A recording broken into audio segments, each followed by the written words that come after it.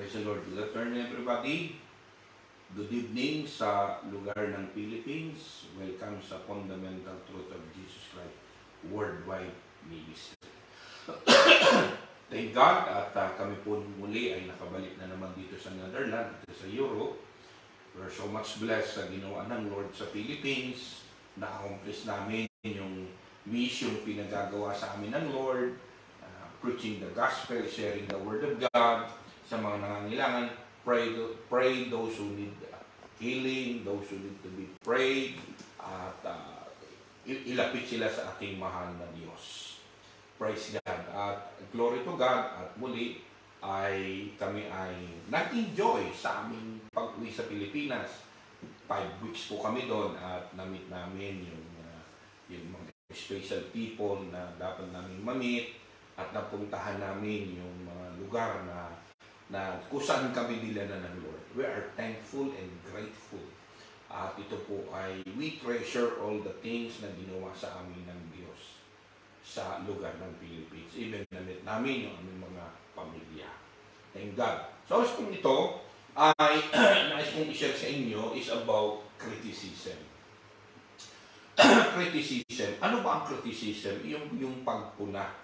Merong negative sa criticism at merong positive doon sa criticism. Glory to God. At sa oras na ito, please join me in the book of Mark chapter 6 verse 3 and 4. May mga bagay na nais tayong matutunan how to handle criticism. At sa oras na ito, kung hindi natin ma-handle ang criticism, maaaring mag-react kayo at maaaring ito ay mag-cause ng hatred, galit sa puso nyo at hindi mangyari yung nais na ipagawa sa inyo ng Diyos. Dahil kapag nag-react kayo, either you're gonna stop, either na kayo ay mag-self-pity, either na kayo ay hindi nagagalaw at mareremain kayo sa sitwasyon nyo na nasaktan, na-criticize. Kaya sa oras na ito ay may nais ituro sa atin ng ating Diyos, walang ibang ating Panginoon sa Kristo, sa book of Mark chapter 6 verse 3 to 4. Paano ito hinandil ng ating Panginoon? No? Paano natin ito i-apply sa ating sarili? Please join me in the book of Mark chapter 6 verse 3 and 4. Dito natin makikita na nagsishare si Jesus Christ sa lugar na kung saan ay dinala ng Lord doon sa kung saan sa hometown niya.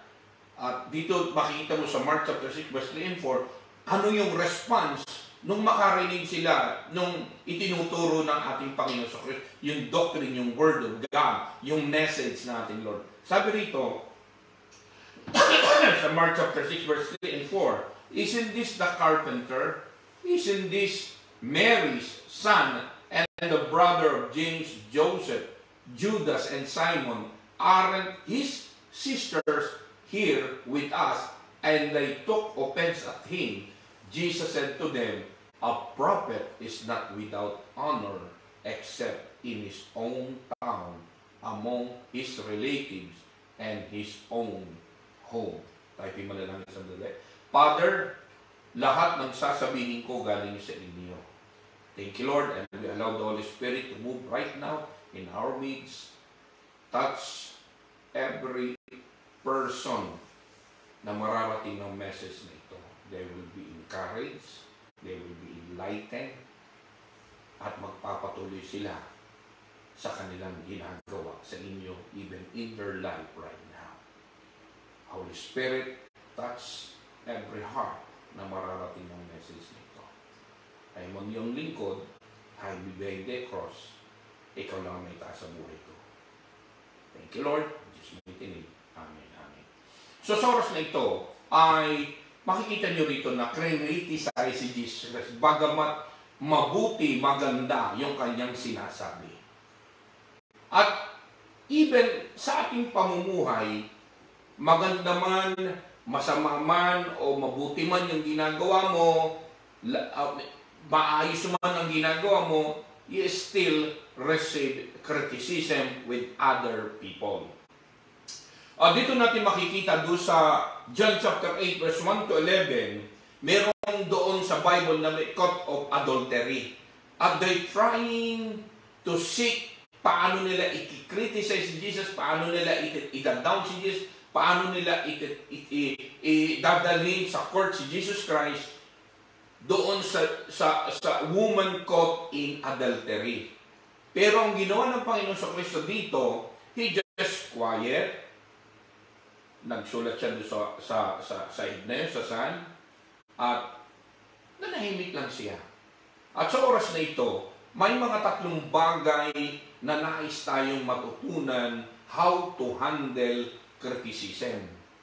At tatlong bagay na ito na nais na ituro sa atin ng Diyos na ito'y kailangan natin i-apply sa ating sarili. Okay? Number 1. Criticism. Pagpuna. Number 1. Maybe they are right. Maybe they are right. Sometimes, yung mga tao na nais tayong i-criticize o pinupuna yung ating maling gawa, minsan ang ginagawa natin, alam na natin mali, alam na pinipilit pa rin natin itama kahit na alam na mali, na yung mga taong nasa paligid natin, nakikita yung ginagawa natin. Especially those people who are near beside us.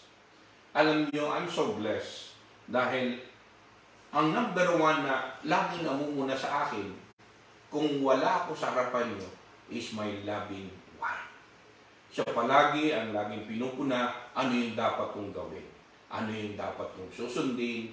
At I'm so blessed dahil merong ganong klase, especially yung mga mahal mo sa buhay na pinupuna ko ano yung dapat mong gawin, i-correct sa iyong sarili.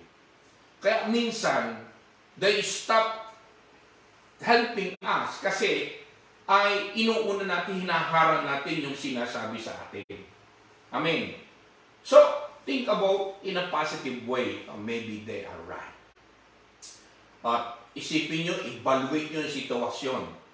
At doon sa Philippians chapter 1 verse 12 to 13, when Paul was in prison because preaching of the gospel, itong mga taong ito, they criticize him to put him down. Ha? At yun ay mabe-benefit yun sa mga taong nagkikriticize sa kanya.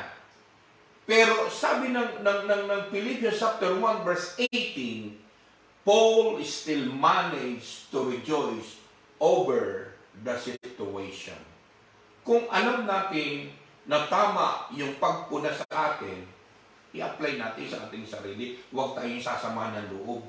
Huwag tayong magagalit. Huwag tayong mag-iisip ng negative doon sa mga nagpupuna sa atin.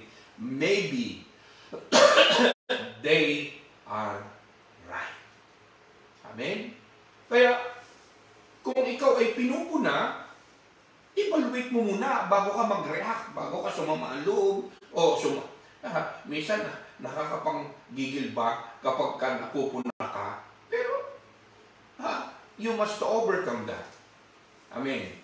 Come, evaluate, at laging titingin mo doon sa magandang side.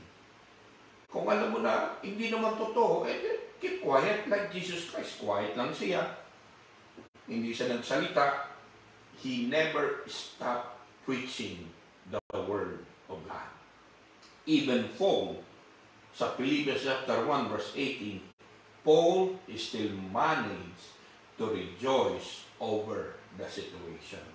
Kahit na dinadown siya, kahit nandun siya sa prison, kahit siya, ayan, nakulong dahil sa paghahayag about Jesus. Ayan, kaya kasi nagkaganyan, kasi nawala na kay Lord. Minsan, nakikriticize pa tayo doon sa loob ng ating gawain sa simbahan Sa halip na ipadama natin na mahal sila ng Diyos, ito pang simbahan, itong religious church, ang nagkikriticize doon sa mga taong willing na pumunta ron, maramdaman ng pagmamahal ng Diyos.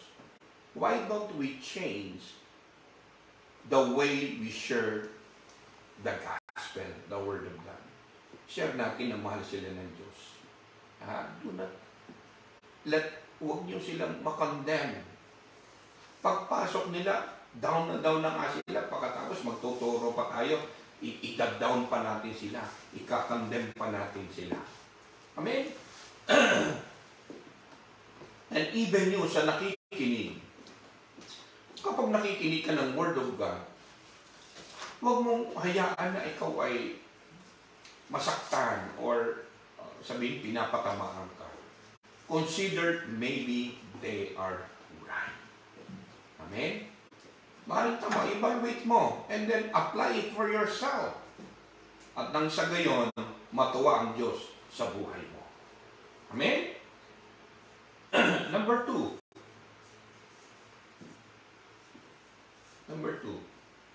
Maybe they are convicted.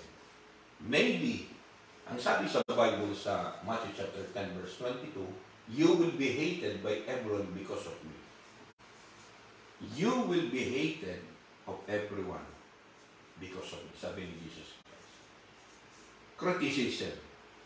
Maybe they're convicted. Amen. They criticize you for being holier than thou, because you're not running with them in sin. Maaaring criticize ka nila kasi hindi ka nakikisali sa kanilang kasalanan. Maaaring criticize ka nila kasi hindi ka kumakampi sa mali nilang ginagawa. Maaaring criticize ka nila kasi ang pin nila, guilty sila. At hindi mo sila sinasamahan at kinakampihan sa mali nilang ginawa. They might feel convicted of their own sinful lifestyle because of your obedience to God. Amen. Kaya sila convicted kasi sa kasalanan nilang pamumuhay at ikaw ay kinikritisa sila kasi obedience ka sa ating Diyos. Amen. Remember this, kapatid. Sa second, maybe they are convicted. Unawain mo yung mga taong nag-criticize din sa iyo. Maaaring, thank God, kasi dati, katulad ka nila. O ginagawa mo yung ginagawa nila dati. Pero sabi ng 2 Corinthians chapter 5 verse 17, if a man is in Christ, he is a new creation, the old has gone, the new has come. Kaya, kung di sa Lord, maaaring katulad pa rin kayo nila hanggang ngayon. Kaya, sa oras na ito, when you are criticized with other people, ang lagi mong iisipin, maybe they are convicted or maybe they are right. Amen? And lastly, maybe they're hurting. Maybe they're hurting. Bakit? Kasi maybe they see the joy you have and are envious of that. Nagsiselo sila kasi masaya ka. Nag-i-enjoy ka. Maganda yung ginagawa ng Diyos sa iyo. Amen. At ayaw nila na nararanasan mo yung hindi nila nararanasan. That's why, maybe they are hurting. At kung ito'y padadala doon sa mga nag-criticize sa inyo, hindi ka makakapagbakasyon na maganda sa Pilipinas. Hindi mo mararanasan yung nais na maranasan, iparanas sa iyo ng Diyos. Mag-enjoy ka, you're free, kahit saan ka pumunta, hindi ka kinokontrol, you have the joy of the Lord in you. At masaya ka sa ginagawa mo. At even we and my wife, masaya kami sa aming ginagawa kay Lord. Masaya na nakaka-preach kami ng gospel, even online. Glory to God. Masaya kami dahil we treasure what God doing in our life. Masaya kami. Kung saan kami dinadala ng Lord, kung saan kami dalhin ni Lord, pero hindi namin kinakaligtaan ang mission namin magpahayag ng salita ng Diyos. Our living testimony is to be blessed by the Lord and to be a blessing to others. Amen. At kung ikaw ay magre-react sa mga nagkikriticize sa iyo, sa iyong work, sa iyong ministry, sa iyong buhay, sa pamumuhay mo, sa iyong bahay, sa pamilya mo, hindi mo mararanasan, hindi mo makikita yung napakagandang pine-prepared sa iyo ng Diyos at yung nais na gawin sa iyo ng Diyos. Amen. Kaya nga si Jesus Christ, sabi ng Luke chapter 4, verse 18 to 19, He was anointed to free us because you are prisoner from the past. You are oppressed for those people. Kaya, itong tatlong bagay na ito na nais sa ating ituro sa atin ng Lord, make sa criticism. Maybe they are right. Evaluate first. Pag-aralan mo, tama ba yun? Then, apply it for yourself kung tama. Kung hindi, then remain silent. Kaya sabi ng Lord doon sa mga tao na sabi, babotin itong babaeng ito dahil nakot sa adultery. Sabi, kung sino walang kasalanan sa kalagitnaan ito, siyang unang bumato. Ay, hindi isa, wala eh. Amen. Even our Lord Jesus Christ.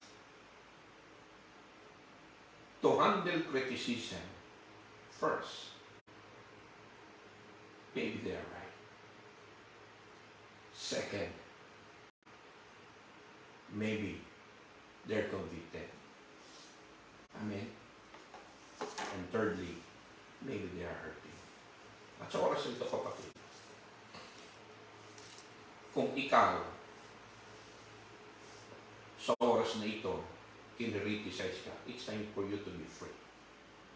It's time for you to evaluate first. Maybe they are right, maybe they are convicted, or maybe they are hurting. Huwag kang magre-react doon, kapatid, kasi kapag nag-react ka doon, 100% na nakawin ng demonyo yung blessing para sa iyo. Kaya, hayaan mo na let it go. Ibigay mo sa Lord lahat yun. You feel criticism right now, you feel criticized right now, give everything to God.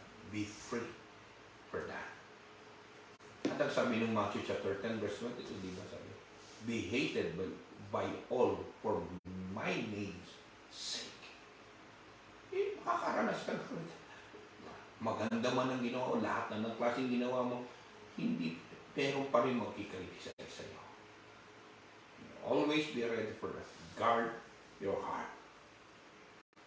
As sabi rito, Jesus was constantly being criticized, but with Him, it was always unfair criticism.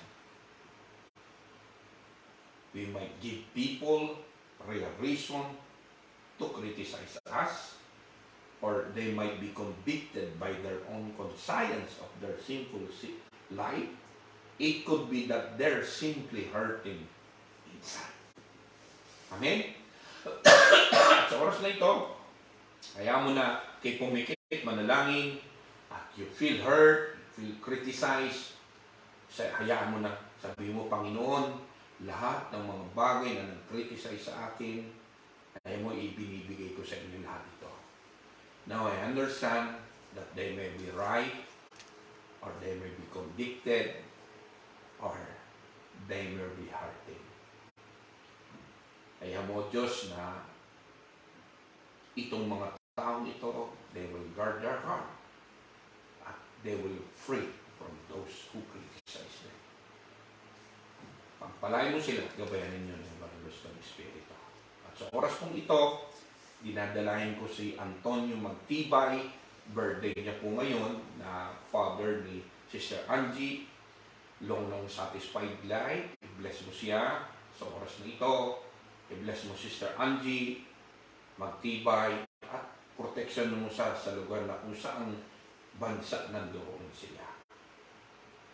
Supply more than their need in Jesus' name. I-bless mo ang aming pastor sa Philippines, Pastor Mariana ng Dasmariñas, her birthday, O God.